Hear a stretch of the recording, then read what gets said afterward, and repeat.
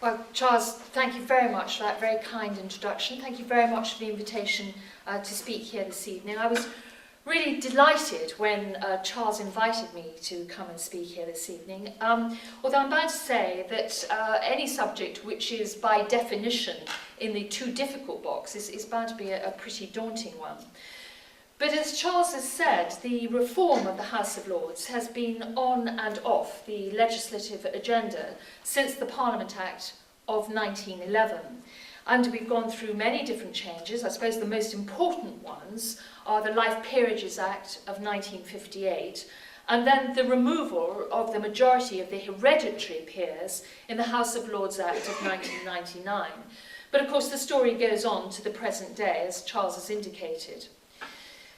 Almost everybody who takes any interest in the subject, and let's be honest, there aren't necessarily a huge number of the electorate who are really gripped by this topic, not nearly as many, for example, as want to know about the economy or about banks or the recession or welfare or education, health, or even my major subject, foreign policy. But almost everyone who does take an interest in the constitution of this country and an interest in how Parliament works in particular believes that reform of the House of Lords, as Charles has said, is necessary. The big question is always what sort of reform? And does the reform, by definition, have to include the election of most or all of the members of the upper house? It's not really so much a question of how we might retire. We don't. We only go out fees first. It's not a question of how much we attend the Lords. In fact, some of my colleagues attend very, very rarely indeed. It is this fundamental issue of whether or not the Lords should be elected that causes the real trouble. I'm sure that many of you will be aware of recent developments, but perhaps it would help if I briefly set out what has happened on this really surprisingly toxic subject since the last general election in 2010. At that election, each of the major political parties had a very different approach from each other to establishing democratic support for the changes that they wanted in the Lords. The Labour Party said in its manifesto, "We will ensure that the hereditary principle is removed from the House of Lords." There were then still 90 hereditary peers left, and still are. Further democratic reform to create a fully elected second chamber will then be achieved in stages. At the end of the next Parliament, 1/3 of the House of Lords will be elected, and a further 1/3 of members will be elected at the general election after. The Labour manifesto then went on to promise a referendum on the subject. The Conservative Party said, "We will work to build a consensus for a mainly elected second chamber to replace the current House of Lords, recognising that an efficient and effective second chamber should play an important part in our democracy and requires both legitimacy and public confidence." The Liberal Democrat Party were pretty crisp on the subject. They said, "Liberal Democrats will replace the House of Lords with a fully elected second chamber with considerably fewer members than the current House." But of course, as we all know, the result of the election was inconclusive, and the coalition government of Conservatives and Liberal Democrats was formed and set out a programme of government which included real undertakings on Lords reform. The coalition also set up a committee of parliamentarians. This was the original committee of parliamentarians, not the one that came on later, of which I was a member. A committee of parliamentarians, it was actually under the chairmanship of Nick Clegg, to bring forward proposals for a wholly or mainly elected Lords on the basis of proportional representation. They also announced that that committee would bring forward a motion to Parliament by December 2010. In the meantime, of course, appointments to the House of Lords continued. In fact, they increased. Almost 50 Conservatives joined us, 40 Labour members, 25 Liberal members, plus a selection of crossbenchers, and that raised the total membership of the House of Lords to over 770, much bigger than the House of Commons. But of course, as we've indicated, not everybody attends all the time, but we have, I should think, a daily attendance of something in the region of 450. In fact, the Committee on Lords Reform, which Mr. Clegg chaired, met only 7 times between July and November 2010. It didn't produce any conclusions. It didn't produce the motion that was expected to go to before both houses. And it didn't do so because it could not reach agreement. However, 5 months later, in May 2011, the government did produce a white paper and a draft bill, and in essence, the proposals were for a House of Lords of 300 members, wholly or mainly elected, 60 appointed, 240 elected, and 12 bishops. The main functions were to be pretty much as they are and have been for a very long time: scrutinise legislation, hold the government to account, and conduct investigations. And the powers of the Lords would remain unchanged. The Commons would be the primary house, as of course it is, and it would have primacy over the Lords, and the primacy would rest on the Parliament Acts and financial privilege of the Commons. The Lords would be elected on 15-year non-renewable terms under proportional representation. At that point, that's when the Select Committee came into being, the 26 members, crossbenchers, all parties, one bishop, and I was, of course, a Labour peer on that committee. The same day that the main committee reported, which was in March 2012, there was, as Charles has indicated, a minority report. It's one of the odd things that we don't have a minority report. You can't do that in the House of Lords. You have to have an alternative report, because when both houses come together, although the House of Commons is the primary house and has primacy, actually we run under House of Lords rules. And House of Lords rules are that there is no such thing as a minority report. Well, both the reports were debated, and the bill was then published, which looked very much, frankly, along the same lines as the original draft bill, with some pretty minor modifications.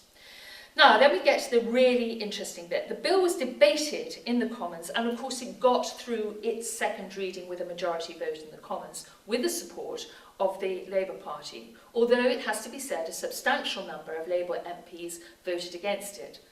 But the Labour Party, crucially, refused to support the timetable motion for the passage of the bill through the Commons, because Labour argued that the government had not allowed enough time for proper scrutiny. The real problem, however, for the government was that 91 Conservative backbenchers decided not to support second reading. That was an unprecedented rebellion for the Prime Minister. They made it clear that they would not support the principle behind the bill, let alone the detailed implementations for the election of the Lords.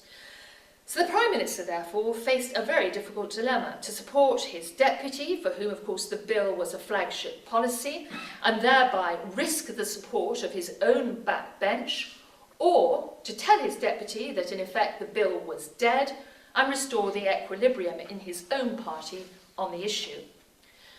I suppose not very surprisingly, he chose the latter course, and his Deputy Prime Minister had to withdraw the bill over the summer recess this year.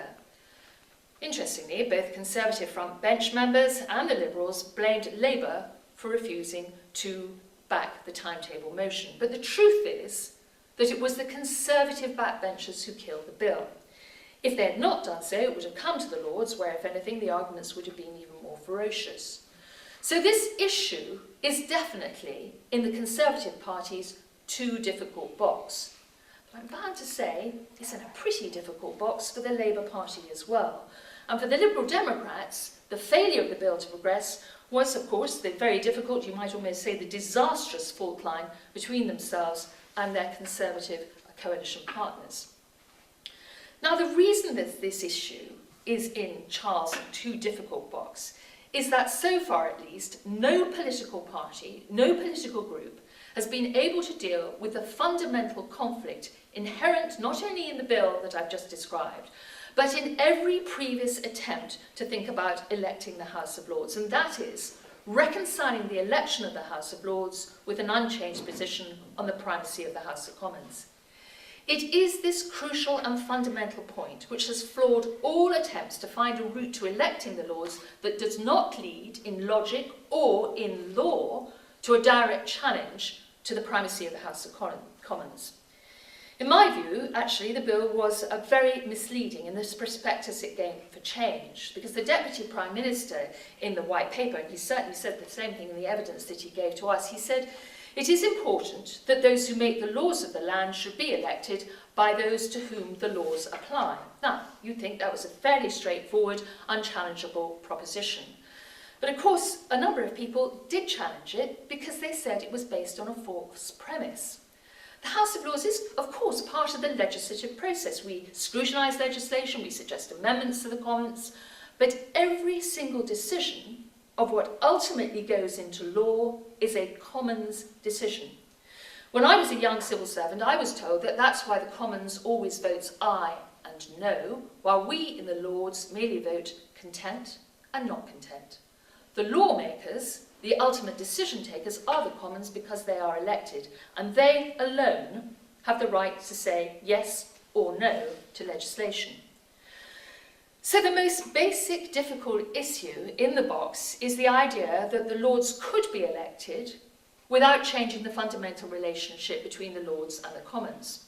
The supporters of election of the Lords claim that this is possible because of Commons primacy, which rests on the Parliament Acts and, of course, on Commons financial privilege. But frankly, that's just camouflage, and I think it's pretty poor camouflage as well. The great parliamentary authority, Erskine May, makes this absolutely plain in the section of Erskine May that deals with the powers and jurisdiction of Parliament. On primacy, Erskine May says, "The dominant influence enjoyed by the House of Commons within Parliament may be ascribed principally to its status as an elected assembly, the members of which serve as the chosen representatives of the people."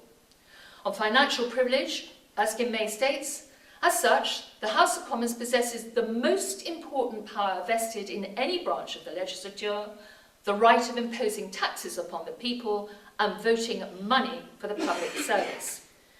But it's not just Erskine May which makes this point about primacy. The very act quoted for the basis of Commons primacy, that's the Parliament Act of 1911, states that the reason that that act was necessary in the first place because the Lords was not constituted on a popular basis. That is, the Lords was not elected. Once the Lords is elected, the reasons for the Parliament Act are eroded. Both houses would be constituted on a popular basis and contain, as Erskine May says, the chosen representatives of the people. But does the fact that an elected House of Lords would erode the sustainability of Commons primacy means that the Lords should not be elected? For many parliamentarians, the answer to that question is an unequivocal yes. But in my estimation, the answer is actually no. Despite all the difficulties, of course, it is still possible to argue that because it is part of the legislative machinery in this country and an important and fundamental part in its role of scrutiny and amendment, the members of the House of Lords might indeed be elected. One can mount a logical and coherent argument to support that. But what is not logical, and certainly not sustainable, is to argue that Commons primacy and the current relationship would be unchanged. Indeed, I think it is wrong that they should be unchanged. In the draft bill that had to be withdrawn this summer, the government's solution to this dilemma was quite simply to draft a clause, it was clause 2 of the draft bill, that said that nothing in the provisions of the Act about membership of the House of Lords affected the primacy of the House of Commons, that all the rights and privileges, the jurisdictions, the conventions governing the relationship between the two houses would stay unchanged. Now, obviously, this was a bold attempt to put back the primacy issue into legislation so that the Commons, as the only elected house, simply by stating that the election of the Lords would make no difference, that the Commons would not lose the primacy it has as the only elected house at the moment, even if the Lords were to be elected. The only problem was that apart from the government ministers, no one gave any evidence to the Select Committee that this would indeed be the case. No other politicians, even those who supported the bill, did. None of the academics, again, even those who supported the bill, and many did, none of the lawyers, indeed nobody who came before us as witnesses. They all believed that the Bull statement would not work. Indeed, the entire joint committee, those who supported the principle of election and those who did not, agreed that this lash-up job was, in essence, unworkable and fundamentally misconceived. Moreover, many of us thought that the problem was even more deep-seated, that there was and is an unbridgeable gap between the proposals to elect the House of Lords and the continuation of Commons primacy. Accordingly, the conventions between the two houses then became the real issue. These conventions are the embodiment of the understanding between the House of Commons and the House of Lords about how we operate together. Essentially, that the Commons must have the last say, and that although the Lords have the right to suggest amendments to legislation, we have no right to insist on those amendments. That right, quite properly, rests with the elected House because it is the only elected House. The conventions are written down, but crucially, they are not codified, nor are they embodied in any legislation. The inclusion of the conventions alongside powers and rights and privileges, the jurisdiction of both houses in any legislation, might indeed safeguard the primacy of the House of Commons, but it would open another and possibly more unpalatable threat, and that would be laying the conventions over to judicial intervention.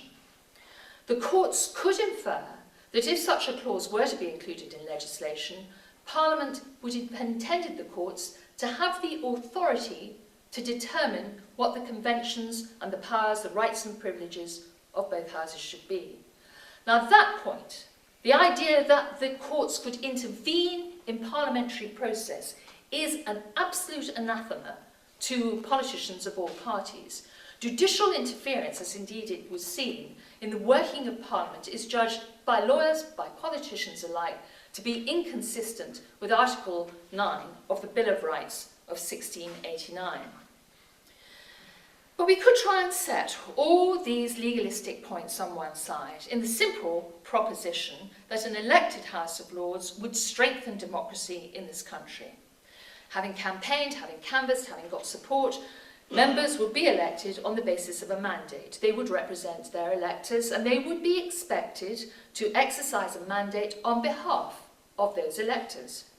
Obviously, democracy isn't just about elections. It's also about electing people who can act on behalf of their electorate. The simple point is, why would, or indeed why should, any elected member of the House of Lords subjugate the wishes of his or her electorate to the wishes of an elected MP? What is the logic in that position?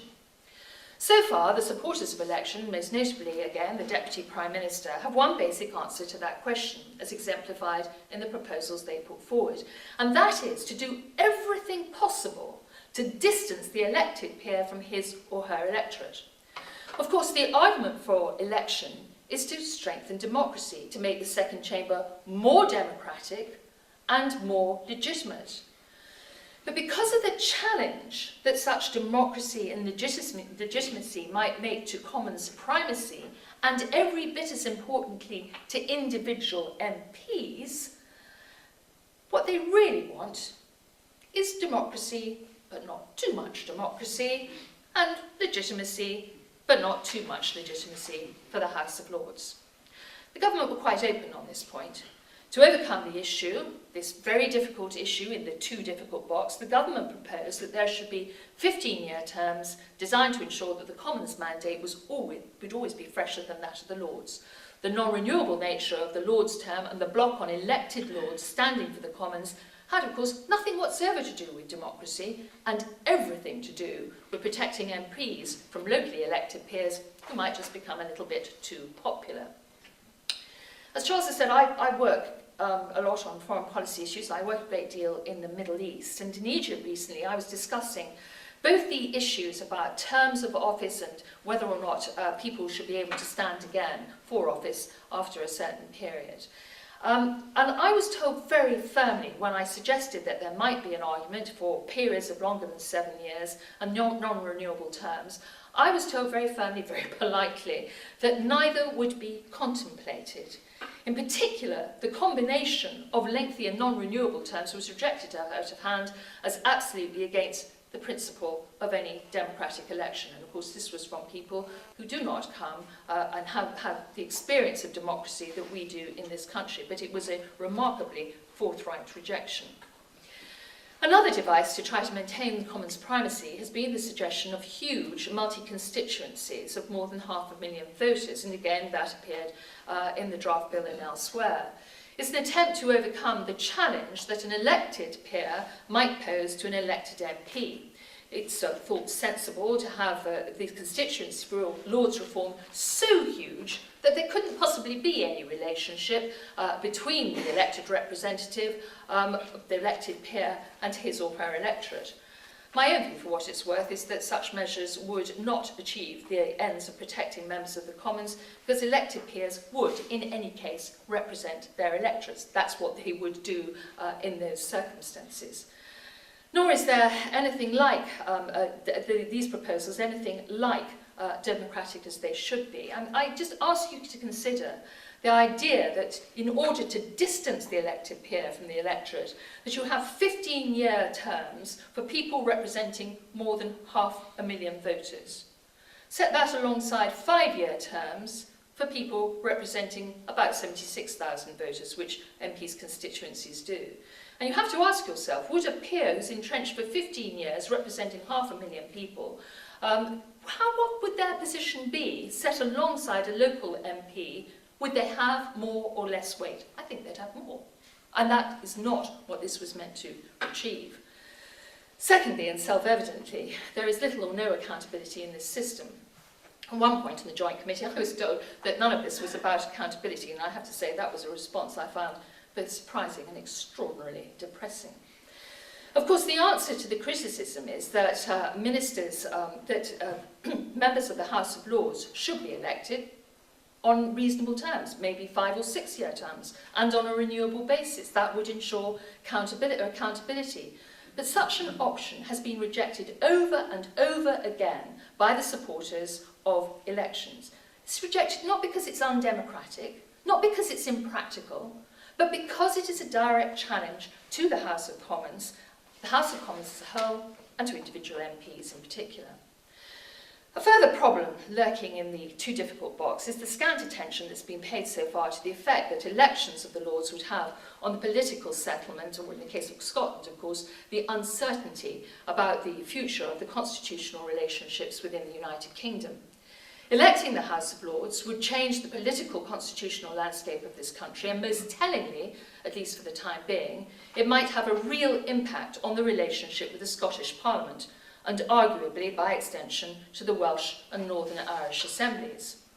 But the big question would be about the electoral system, which the bill and many of its supporters advocated as proportional representation. Well, we've seen pretty recently that when the country was offered a nationwide referendum on a version of proportional representation versus first past the post, the people of this country voted overwhelmingly for first past the post.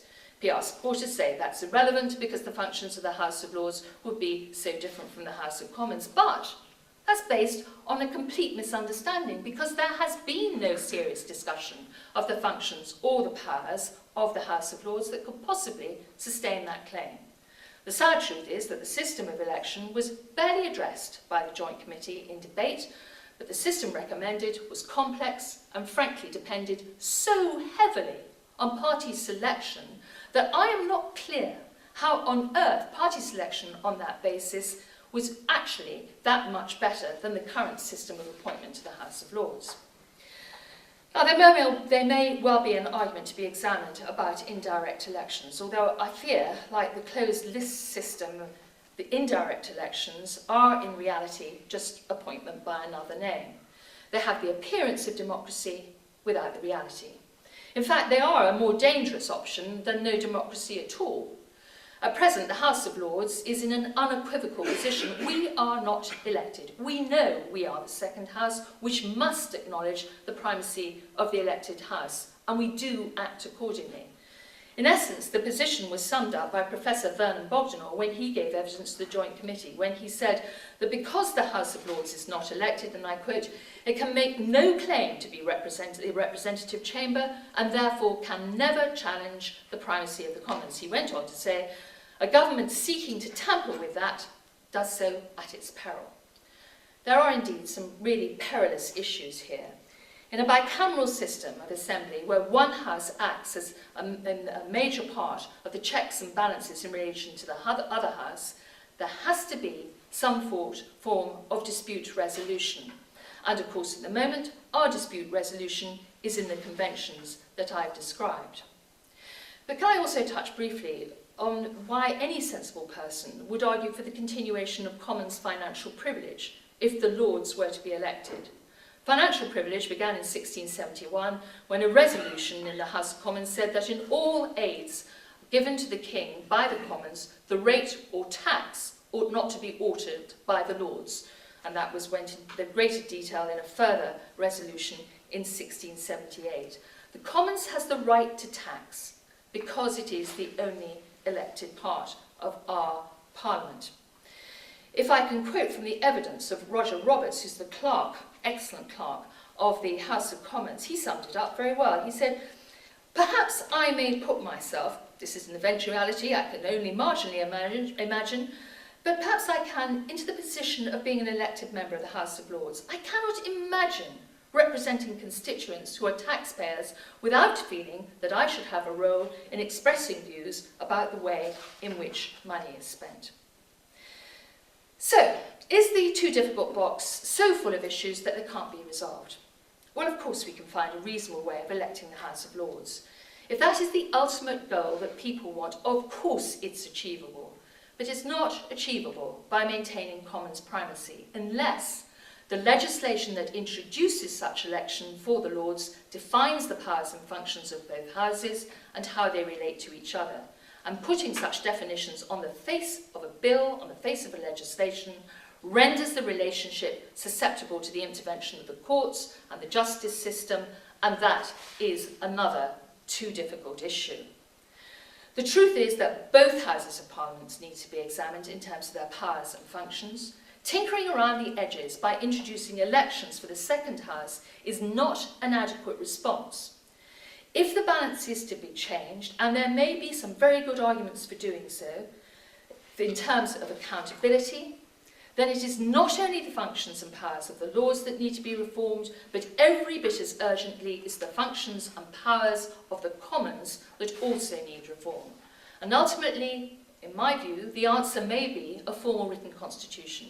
Now, to many commentators, that eventuality is simply out of the question. I don't understand why. We don't need a written constitution at the moment, but if we were to have two elected houses, it seems to me to be the inevitable outcome, and the supporters of an elected house would achieve their ends much more reasonably and much more quickly and comprehensively if they were to accept that fundamental point. It is worth noting, I think, that the Constitution Unit at London University has said that there is no bicameral system in the world where both chambers are elected, which does not have a written constitution, because the constitution is necessary to regulate disputes between the two elected chambers. One last point on the broader issue of reform. There is, of course, Lord Steele's bill, which does deal with a whole range of reforms which are very important. The House of Lords is too large. There should be a cap on our membership. We need about 450 members to carry out our functions at the moment of scrutiny and conducting investigations and holding the government to account.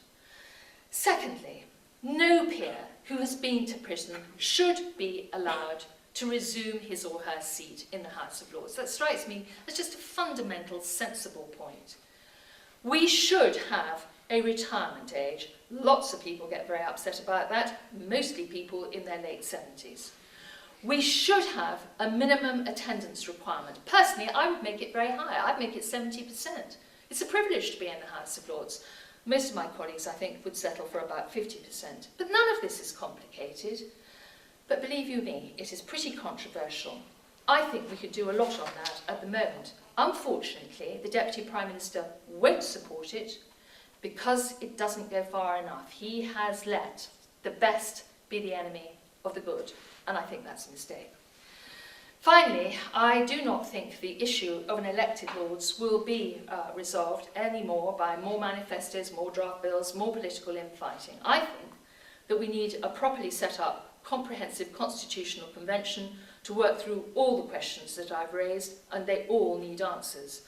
I know opponents of this say that looking for a constitutional convention is just kicking the measure into the long grass, but I really do think that's a feeble response.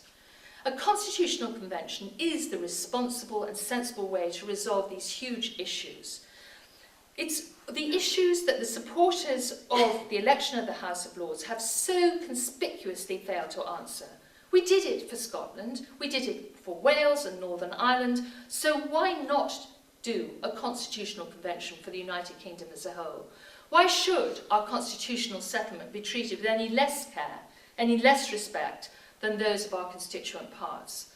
Of course, political decisions need to be taken on the matter, but we do really need, if we are talking about long-term, sensible reform, to get down to this issue and ensure that it isn't just parliamentarians and academics talking to each other, but it is a conversation that embraces the people of this country as a whole. So yes, I think this issue is very firmly in Charles's too difficult box. But it could be eased out of that box. But it can only be eased out if its supporters understand that there really are constitutional consequences which inevitably flow from the election of the House of Lords. Loss of Commons primacy, probably a written constitution, and I think inevitably, if you have a written constitution, the intervention of the courts in Parliament's business. And that, of course, goes to the heart of the Bill of Rights of 1689. For many people, it will be worth these changes in order to secure the election of the House of Lords and democratic reform. But for others, the additional advantages of an elected House of Lords are pretty marginal, given that we all know at the moment that we must submit to the Commons, and it is the Commons who always have the final say on legislation. The costs, the uncertainties, the loss of primacy, the loss of financial privilege may simply not be worth it by those who look in depth at these issues. We claim to be a democracy. There's been a lot of sneering about how we cannot be a democracy with the existence of the House of Lords, but I think we claim to be a democracy rightly and justifiably, given the very limited powers that the Lords have.